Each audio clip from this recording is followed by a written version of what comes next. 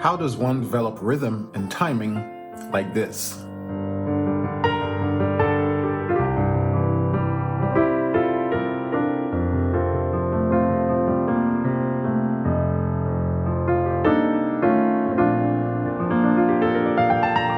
I could tell you one thing for sure. Developing that sense of rhythm and timing doesn't happen overnight, and it also doesn't just happen.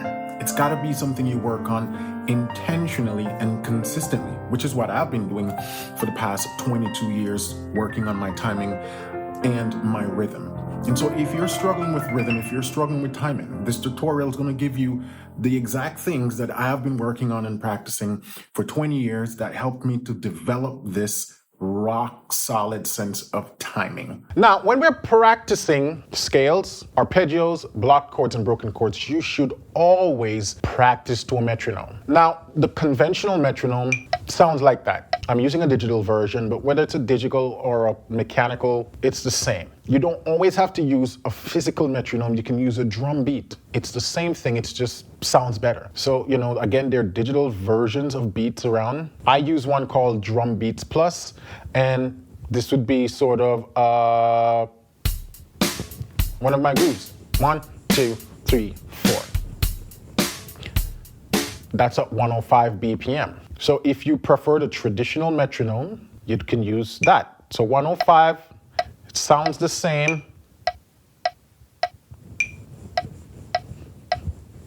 Some people like the traditional metronome when working with technique because they can hear that tick, go, go, go, tick. It could really helps them to know when beat one occurs, opposed to a drum beat that doesn't tell you that.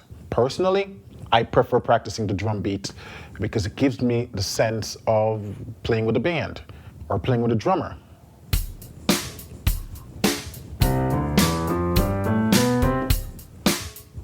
Right?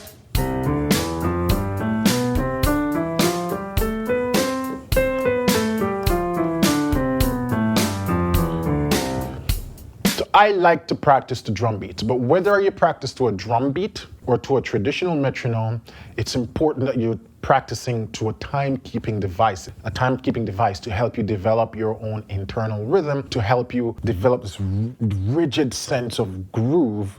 So when you're playing, you're what we call in the pocket, on time, on the beat, you're keeping everything nice. Developing this sense of rhythm is important. So whether you go with a backing track, a beat, or a metronome, make sure that every time you're practicing this technique, skill development, that you're using a metronome to it. Now, if you're practicing scales, there are a couple ways to do it.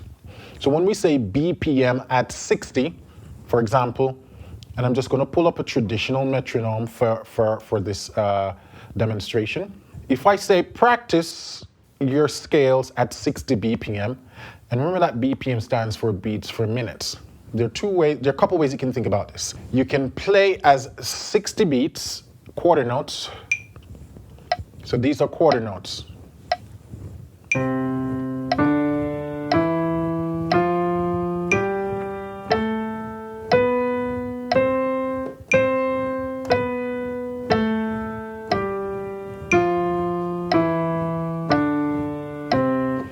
Right? So I'm playing quarter notes on the keyboard. I'm lining up with each click. You can also practice 60 BPM eighth notes, which means I'm going to be playing 2 notes per click. So then that becomes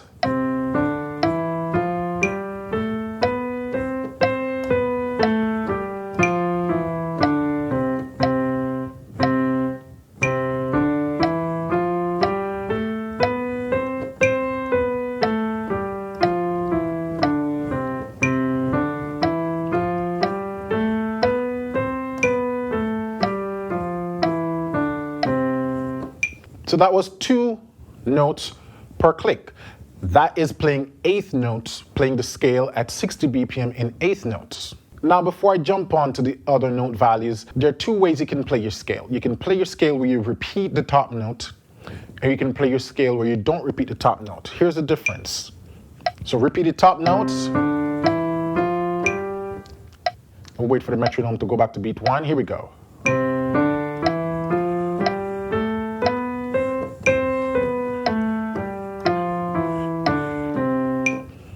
or where you don't repeat the top note.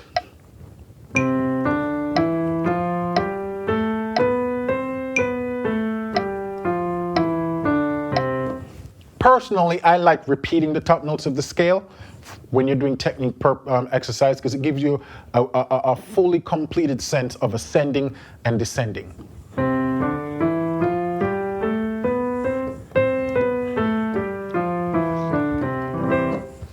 So at the end of the day, I don't really think it matters, but if I were to recommend one method, I would say repeat the top notes.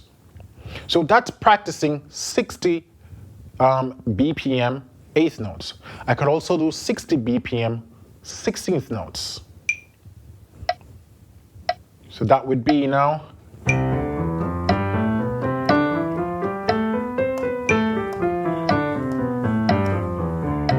Or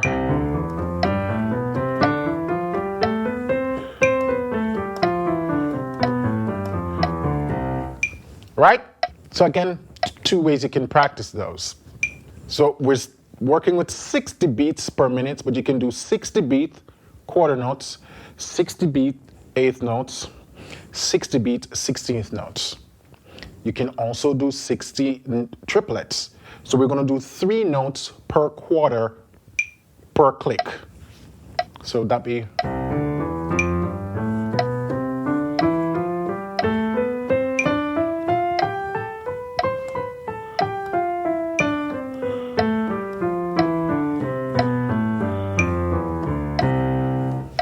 So these are just some different ways to practice your scale. I recommend you practice your scale with each of these methods, to be able to just go click by click, then eighth notes, subdivision, then 16th notes. If you want, you can do triplets as well, but I think the first 3 is most important, to be able to do it in quarter notes, eighth notes, and 16th notes. Now, this is not something you have to do every time you practice. Especially if you're more on a beginner, focus on just keeping a quarter note first. But for those who are a little bit more experienced with scales, it's time to dive into eighth notes and 16th notes, playing those scales. Now the same thing goes for when you're practicing arpeggios. If I say 60 beats per minute, so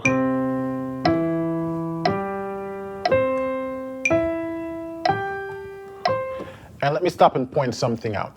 Because arpeggios, in this case, when you're playing a triad, and a triad only have 3 notes, it's better to set your metronome to 3/4. So you hear that bing, cock, cock happening every 3 beats.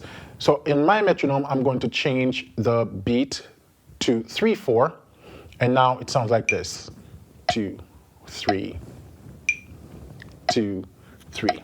And it's better to practice arpeggios because every group of 3, you're basically starting another octave of the arpeggio. So it sounds like this: quarter notes.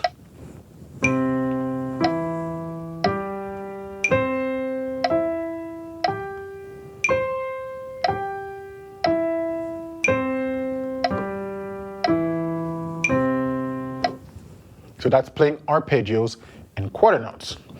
You can also play arpeggios in eighth notes. And again, in this case, we're still on 60. So that would sound like.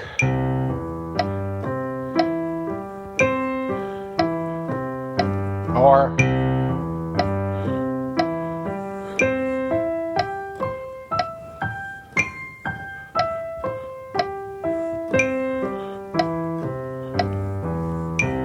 So that's arpeggios in eighth notes. Now I did 4 octave, I believe. You don't need to do 4 octave unless it's recommended where you are in the practice path that you're doing 4 octave, right? So you do the amount of octave that is outlined in the practice path. I could also do my arpeggios in 16th notes. So that would be 1 E and 2 E and 1 E and 2 E and 3 E and 4. So.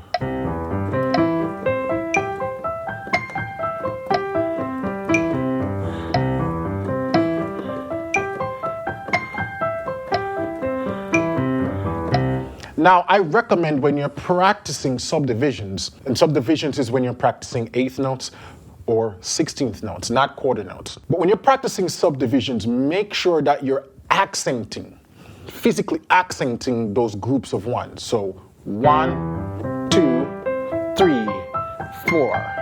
1, 2, 3, right? 1. So wherever those clicks are happening, you're accenting. Ah. And you want it to be ba, da, da, da, da, which means the other notes are a little bit lighter. The accent means it stands out. So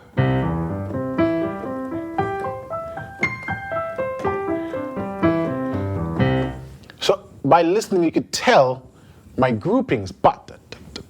You could hear my groupings. And this is something that you should be practicing. You should be incorporating from day one. It goes the same thing for when you're practicing scales. Sorry?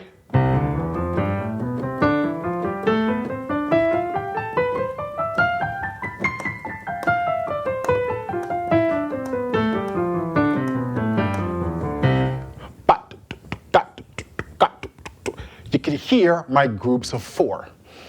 And why it's important to start to do this, because when we're playing, it's the same way.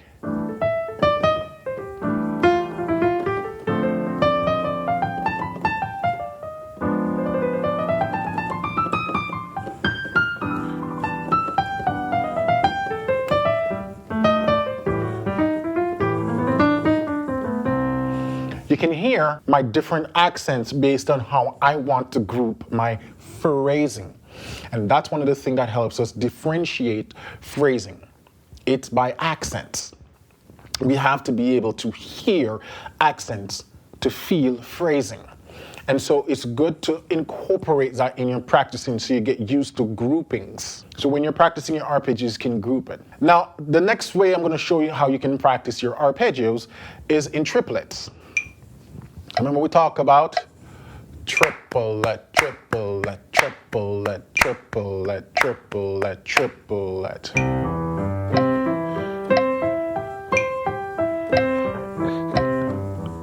And again, I'm accenting each of those.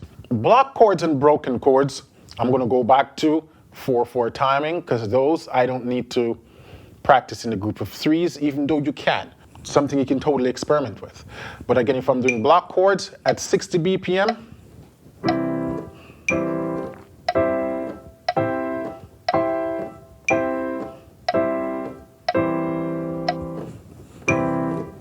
start on that 1.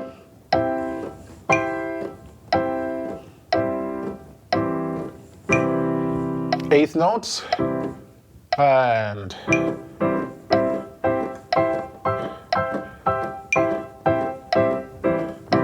16th notes. I'll probably have to do that with one hand.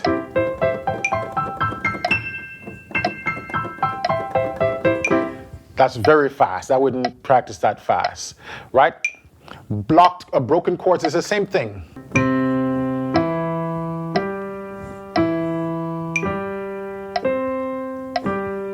So because broken chords, again, we're dealing with individual notes in the group of 3 of a triad. For this exercise, I would probably change it to 3 because I want to hear that click happening on every group of 3 to represent my triad.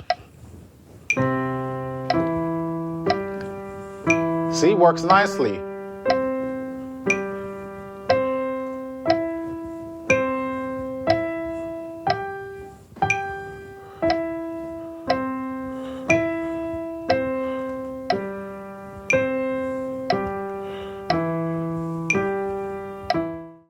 Triplets. So triplet, triplet.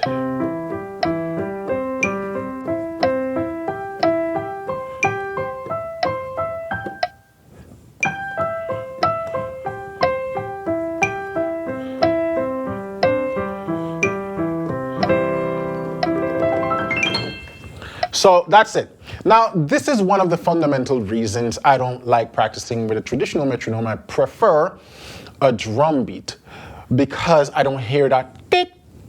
I don't hear that high pitch telling me the measure just starts over. I prefer to just play to a groove track.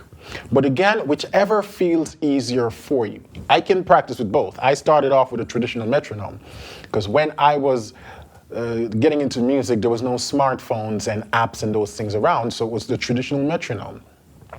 But the good news is the metronomes back then also, there was a digital one, a handheld one.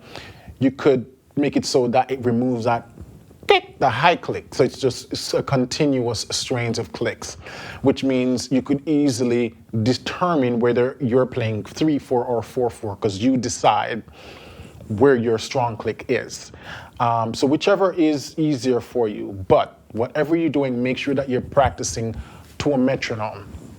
When you're practicing arpeggios, triad arpeggios, think in groups of trees. When you're practicing scales, you can do groups of 3s or group of 4. But arpeggios, because you want to make each measure or each grouping as a complete triad. If you're doing 4-note chord, then you can do 4/4. 1, 2, 3, 4, 1, 2, 3, 4, 1, 2, 3, 4, 1, 2, 3, 4, 1, 2, 3, 4. But with triads, 1, 2, 3, 1, 2, 3, 1, 2, 3, 1, 2, 3. So that's just something to keep in mind. And it's important that when you're playing that you're thinking about rhythm. Rhythm has to be one of the fundamental and foundational things you're beginning to think about right away as you're playing. Do everything to a metronome. Sometimes you may need to turn off the metronome if you're working out a fingering or trying to get a hand position right, but as soon as you get that right, reintroduce back that metronome or backing track or drum beat. They all fall under the umbrella of metronome because their sole purpose is to help you keep timing, which is what a metronome is.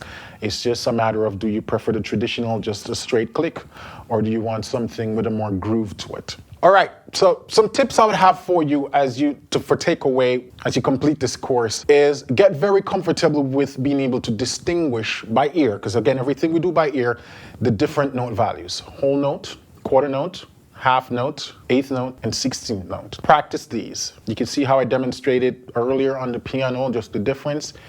Pull up songs, try to get used to identifying what note value I'm currently hearing in the context of the tempo. Because remember, note values means nothing if there's not a tempo established, a BPM. And as the speed of the BPM changes, increases or decreases, the note values changes. So what might sound like a 16th note in one song might sound like an 8th note in another song, right? So don't attribute note values to speed.